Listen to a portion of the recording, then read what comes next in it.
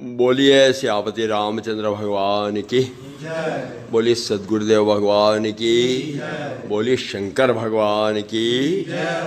क्योंकि बहुत ही शीघ्र हमारा सनातन धर्म का एक महाविशेष पर्व जिसका नाम शिवरात्रि है वो निकट ही है। तो शिवरात्रि विषय पर थोड़ा सा प्रकाश पुनः डालने की चेष्टा करूँगा। तो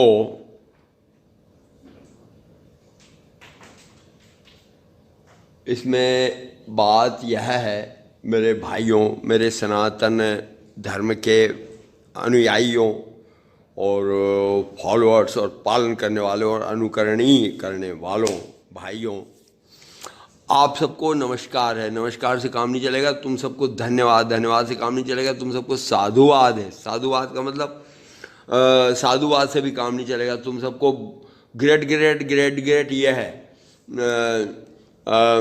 अतिशय तुम लोग आशीर्वाद, ऑलरेडी तुम लोग आशीर्वादित हो। कौन? जो सनातन धर्म को पालन कर रहे हैं।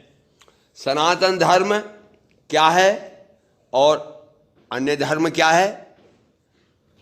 सनातन धर्म वो जो आदि से था, जो मध्य में है और अंत तक रहेगा, इसमें कोई बदलाव या परिवर्तन नहीं होता, यह एक जैसा होता है।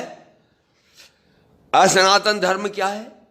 जहां से काल क्रम वश लोभ, काम क्रोध लोभ मोह वश व्यक्ति जिस परम आस्था पथ को छोड़ करके दूसरे मार्ग विधर्म को अपना लेता है, वह कहने लग जाता है कि मेरा ये धर्म है, मेरा एक्स वाई धर्म, मेरा हिंदू धर्म, मेरा मुस्लिम धर्म, मेरा सिख धर्म, मेरा ईसाई धर्म, मेरा ये धर्म, मेरा वो धर्म। तो लोग प्रश्न करते हैं कि आप लोग हिंदू लोग अन्य धर्मियों को कन्वर्ट करने की कोशिश क्यों नहीं करते? तो सनातन धर्म का ये जवाब होता है कि भैया मैं तो जैसा था वैसा ही हूँ और वैसा ही रहूँगा। जिसको मुंह फुला करके, गुस्सा मान करके मुंह फुला के जाना हो वो जाए, और फिर जब उसका मन गुस्सा उतर जाए तो वापस आना है तो आ जाए।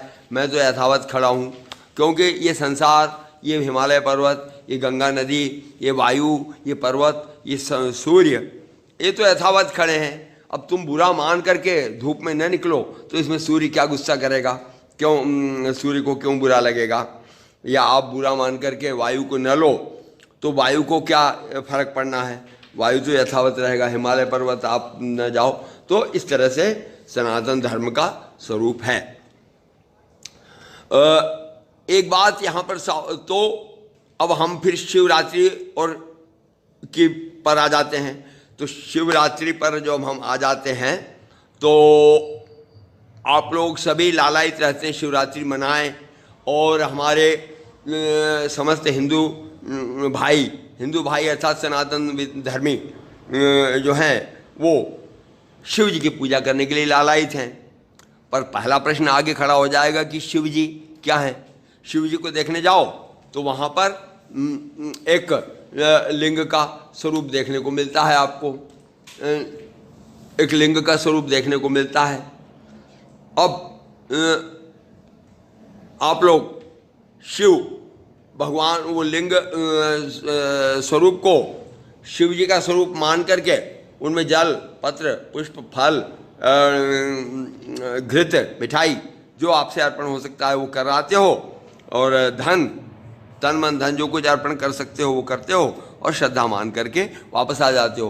पर मैं ये जानता हूँ कि अधिकांश सनातन धर्मावलंबियों को ये प्रश्न बना रह जाता है कि शिवलिंग का पूजन तो कर दिया, लेकिन इसका विशद रूप में अर्थ समझ में नहीं आता कि ये क्या है। शिवलिंग को हम भगवान शिव से या अपनी पूजा से कैसे जोड़ें या कैसे माने? तो मेरे भाइयों, मैं आप सब लोगों को यह कहना चाहता हूं कि इस विषय पर कई अच्छे विद्वान पंडितों ने चर्चा की है, शिव महापुराण में चर्चा है, और भगवान शिव के तांत्रोक्त और शास्त्रोक्त ग्रंथों में शिवलिंग का वर्णन है। और मैं भी अभी यथावत संक्षेप में कुछ बताने की कोशिश करूंगा। उससे पूर्व आप लोगों को आगाह कर देना चाहता हूं कि कुछ विधर्मी जो इस सनातन भावधारा से छूट करके किसी कारणवश किसी दबाव में, किसी औरंगजेब के दबाव में हिंदू से मुसलमान बन गए, किसी दबाव में, किसी लोभ में क्रिश्चियन बन गए, किसी ज़मीन, लड़की और पैसे की लोभ में मुस्लिम बन गए या क्रिश्चियन बन गए, या किसी दबाव में, तो वो जुम्मे के जुम्मे वाले जो बदले हुए विधर्मी हैं, उनको जब उन्होंने देख लिया कि हमारा जो मजहब है, हमारा जो धर्म है, इसके तो इन्हें गिनती के 4 दिन का ये हमारा मजहब है, और ये सनातन धर्म वृक्ष ये खड़ा हुआ है, बिल्कुल हिलता भी नहीं, तो ऐसे लोग कुत्तों का रूप धारण करके इस वृक्ष पर भौंकते हैं, भौं भौं भौं भौं। तो इस वृक्ष दीमक बन करके इसकी जड़ों को काटने की कोशिश करते हैं। तो कुछ लोगों के नाम तो बड़े विख्यात हैं, कुछ मौलाना हैं। एक मौलाना जर्जिस नाम का आदमी है, और एक वो डॉक्टर, क्या है वो डॉक्टर, वो जो यहाँ से भागा हुआ है, जिस पर भारतीय सरकार ने ये लगा रखा है। तो ये इन्हें जब पता चल गया कि हमारे मजहब में कुछ नहीं रखा है, केवल 15 साल पूर्व की एक कल्पना है, और मैं वो विदेशियों के कल वीडियो देख रहा था, वो स्पष्ट कर रहा है, बार बार प्रमाणित कर रहा है कि मक्का नाम की कोई जगह थी नहीं, और मक्का और जितनी आजकल मस्जिदें बन रही हैं वो बनी हैं, चाहे वो सऊदी अरेबिया में बनी हैं, चाहे इजराइल में बनी, चाहे पाकिस्तान में, चाहे ऑस्ट्रेलिया में बनी मस्जिदें हैं, वो मक्का की तरफ मुंह करके नमाज करना है, ऐसा कोई भाव उनमें दिखाई नहीं दिया। और मक्का में जाकर के उसने देखा भी है कि ऐसा कोई वहाँ हरापन है ही नहीं, वृक्ष है नहीं, पानी है नहीं, और वहाँ इस तरह का कुछ ये नहीं था। वह एक डिज़र्ट मात्र था, एक रेगिस्तान मात्र था, परंतु वहाँ तो वर्णन था कि हरे हरे वृक्ष लगे थे, और ये लगे थे, वो लगे थे। तो इन सब से प्रभावित होकर के इन लोगों ने ये सोचा कि हम तो कहीं के रह नहीं पाए, तो जो अचल अटल सनातन वृक्ष है इसी की जड़ काटो।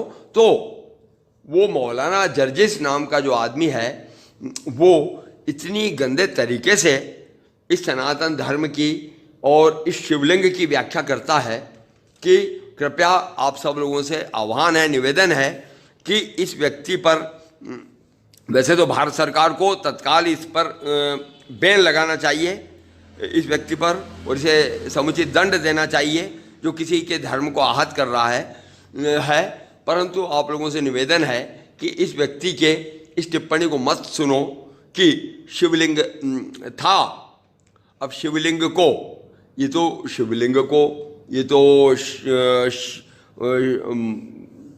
शिव महापुराण में वर्णित है। शिवलिंग का वर्णन, अग्नि स्वरूप शिव स्तंभ था, जिसको नापने के लिए ब्रह्मा जी ने ऊपर का मार्ग चुना, और विष्णु जी ने अपने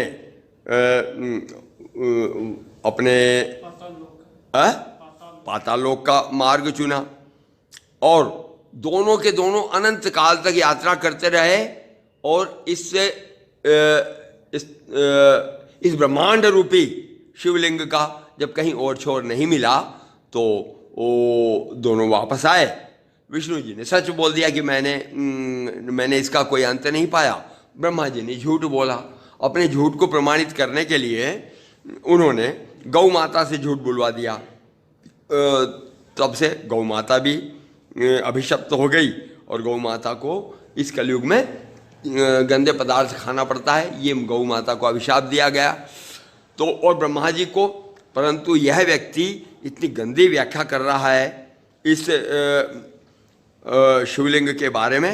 अतएव आप लोग मौलाना जर्जिस नाम के इस आदमी की व्याख्या पर आपको आश्चर्य होगा कि वो वीडियो दिखाने वाला भी वो कौन हिंदू है कि मुसलमान है, वो किस तरह से व्याख्या करता है कि एक हिंदू भाइयों इस वीडियो को जरूर देखो, बड़ा ज्ञान की बात है।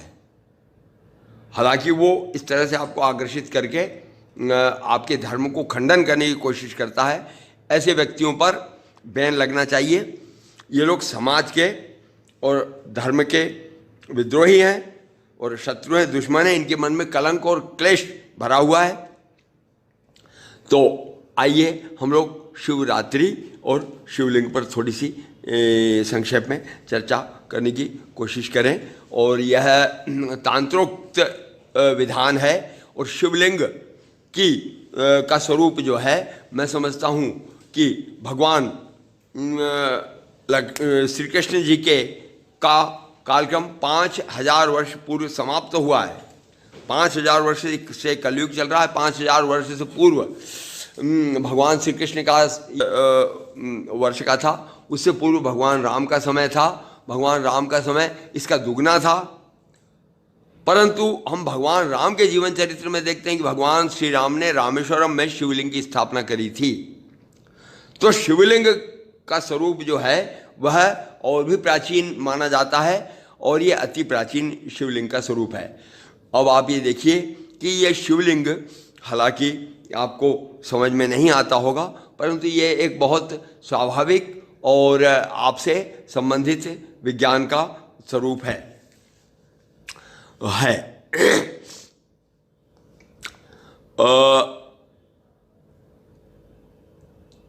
जहां तक है,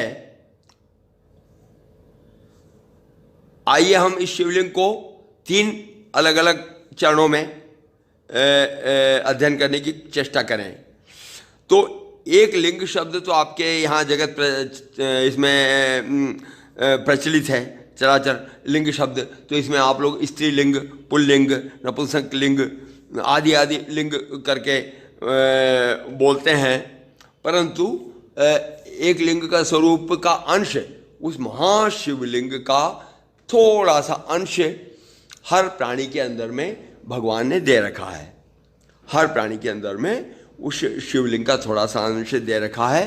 तो यही कारण है कि आप सब लोग इस छोटे से अंश को, बिल्कुल अंश मात्र इस शिवलिंग के स्वरूप को प्राप्त करके यह मनुष्य समुदाय जो है कितना उत्तेजित, कितना प्रसन्न, कितना शक्तिमान बना रहता है, उछलता है, कूदता है और इसके ऊपर बड़ा गर्व करता है और बड़े बड़े दावे करता है। और कई लोग तो इसे मतलब गलत स्वरूप से व्यवहार करने से बलात्कार, रेप आदि करके दंड के पात्र होते हैं, अपने तकदीर को खराब करते हैं, अपने भाग्य को खराब करते हैं। परंतु यह शिवलिंग का एक छोटा सा अंश मनुष्य मात्र को दिया गया है। और यह शिवलिंग ही, यह लिंग ही, मानवीय लिंग ही कितना इम्पोर्टेंट, कितना महत्वपूर्ण है। आप कल्पना करके देखिए कि एक क्षण के लिए यदि यह किसी कारण से आपके शरीर से कट जाए या किसी कारण से आपके शरीर में ये काम करना बंद कर दे या इसमें नपुंसकता उत्पन्न हो जाए या इसमें अपने गुण न रहें, तो आप कल्पना करो कि आपका जीना और न जीना बराबर हो जाएगा।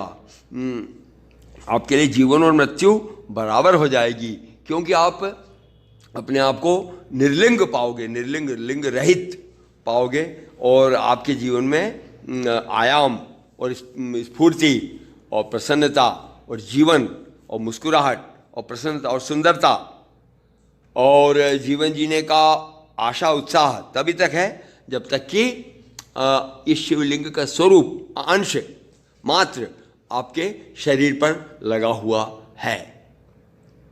तो यह तो हुआ एक मानवीय या जैविक लिंग का छोटा सा आशीर्वाद स्वरूप या संकेत मात्र जो प्राणियों को मिला हुआ है।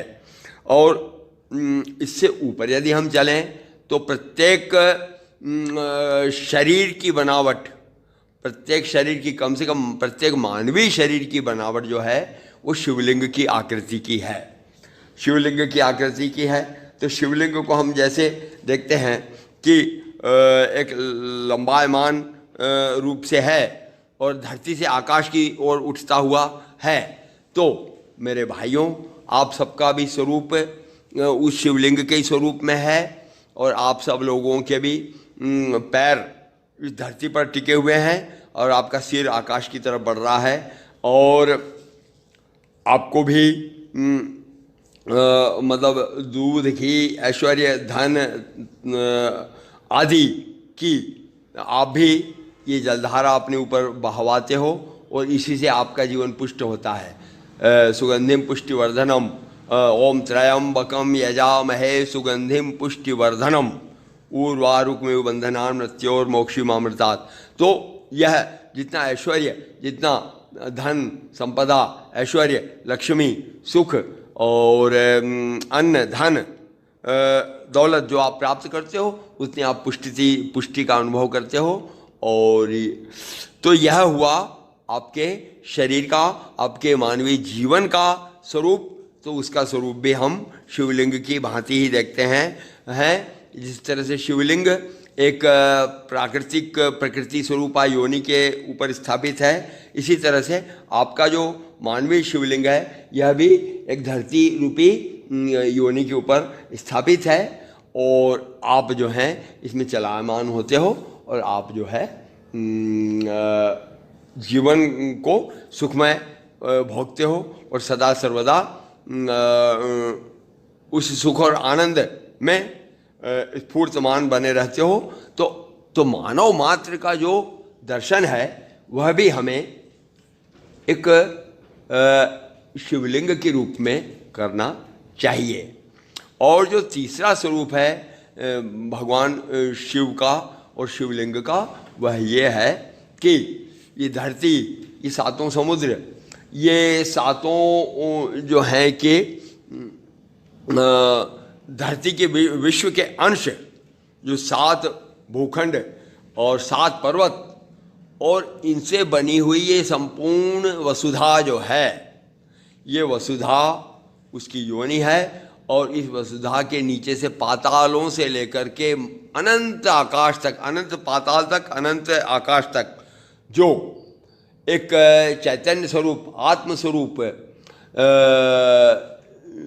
ब्रह्म स्वरूप जो लिंग है, जहाँ चेतना संपूर्ण नीचे से ऊपर तक चेतना रूप से व्याप्त है, जो कि आकाश में, पृथ्वी पर, धरती पर, पाताल में, सब जगह जीवों की रचना कर देने में सक्षम है, वह ब्रह्म जो है नीचे से ऊपर तक व्याप्त है। इसी ब्रह्म स्वरूप लिंग को नापने के लिए ब्रह्मा जी ने कोशिश करी, तो ये अनंत काल तक है। आप ये देखो कि नासा के वैज्ञानिकों ने कितना 4000 फोटोमीटर का, मतलब प्रकाश वर्ष का ये बना लिए हैं टेलीस्कोप। 4000 प्रकाश वर्ष के टेलीस्कोप बना लिए हैं, परंतु उसके उपरांत भी वो कह रहे हैं कि ब्रह्मांड की ऊंचाई कितनी है हम कह नहीं सकते, और इसी तरह ब्रह्मांड की ये लंबाई कितनी है ऊपर नीचे हम कह नहीं सकते। तो यह जो अनंत, ये जो ब्रह्मांड रूपी लिंग है, यह शिवलिंग है। शिव का अर्थ ये कदापि न समझे कि भोले शंकर या हिमालय पे बैठे हुए या जटाजूट धारी।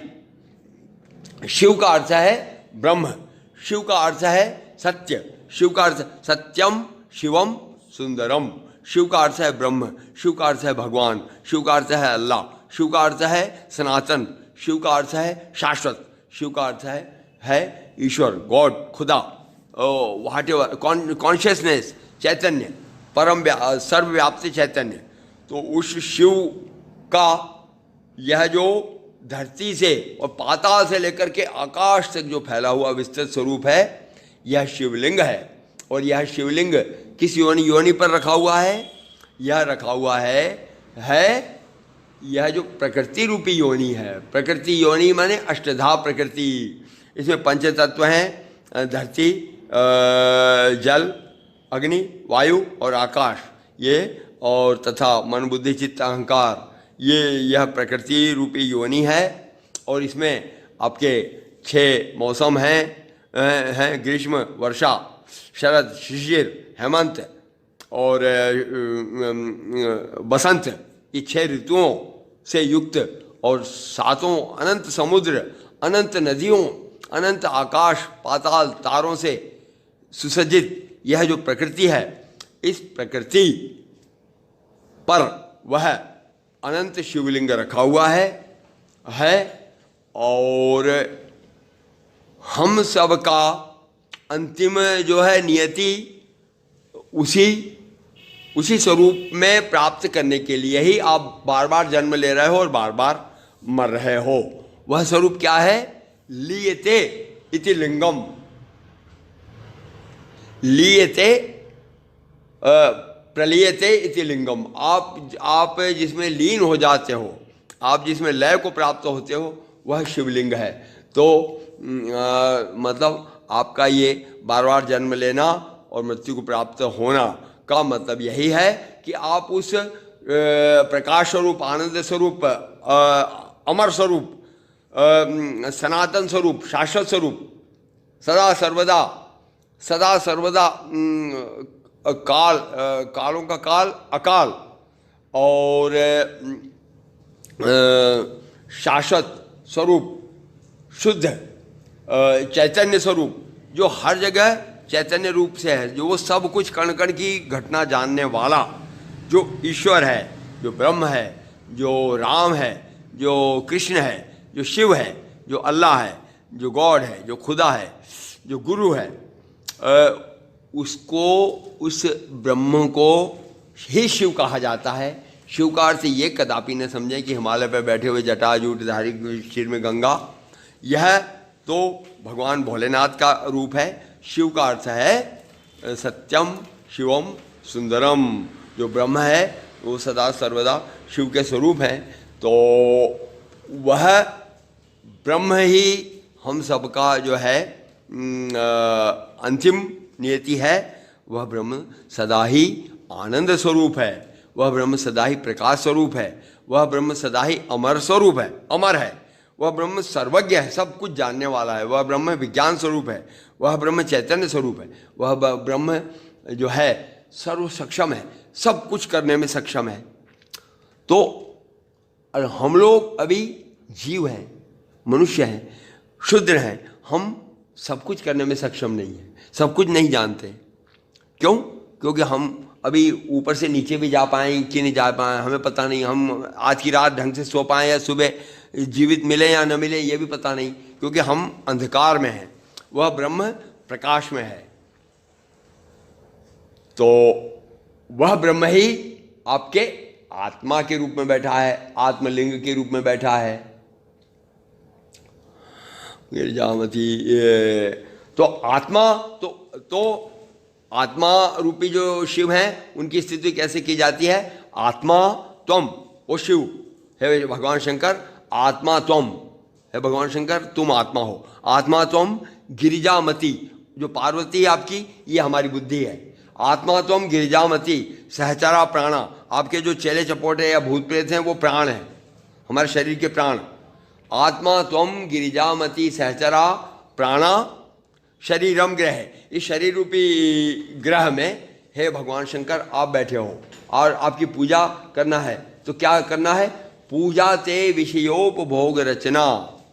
जितने भोग मैं कर पा रहा हूँ, दूध पी रहा हूँ, चाय पी रहा हूँ, पकौड़ा खा रहा हूँ, शहद खा रहा हूँ, घी खा रहा हूँ, हे भगवान शंकर भोजन कर रहा हूँ, हे भगवान शंकर ये आपके को अर्पण है, ये आप ही को अर्पण करने के लिए है, हे भगवान शंकर। तो आप आत्मा के रूप में बैठे हो। आत्मा स्वम त्वम गिरिजामती, मानी जो बुद्धि है वो गिरिजा है, पार्वती। आत्मा त्वम गिरिजामती सहचारा प्राणा, जो काम करने वाले हैं वो प्राण है। सहचार प्राणा शरीरम ग्रह, शरीर रूपी जो राजधानी है इसमें। और पूजा ते विषयोपभोग रचना, आपकी पूजा क्या है? मैं जो कुछ खा पाऊं, आम खाऊं, अंगूर खाऊं, दूध पीऊं, चाय पीऊं, भगवान शंकर ये आपकी पूजा है। पूजा ते विषयोपभोग रचना निद्रा समाधि स्थिति। लोग समाधि समाधि की बात करते हैं। समाधि यही है कि जब मैं सो जाता हूं तो मैं आप में लय हो जाता हूं, तो वही समाधि है। तो निद्रा समाधि स्थिति। और संचार पदयो प्रदक्षिणा, जो प्रदक्षिणा है वो मैं जहाँ जहाँ भी चलूँ फिरूँ वह आपकी प्रदक्षिणा है। और ये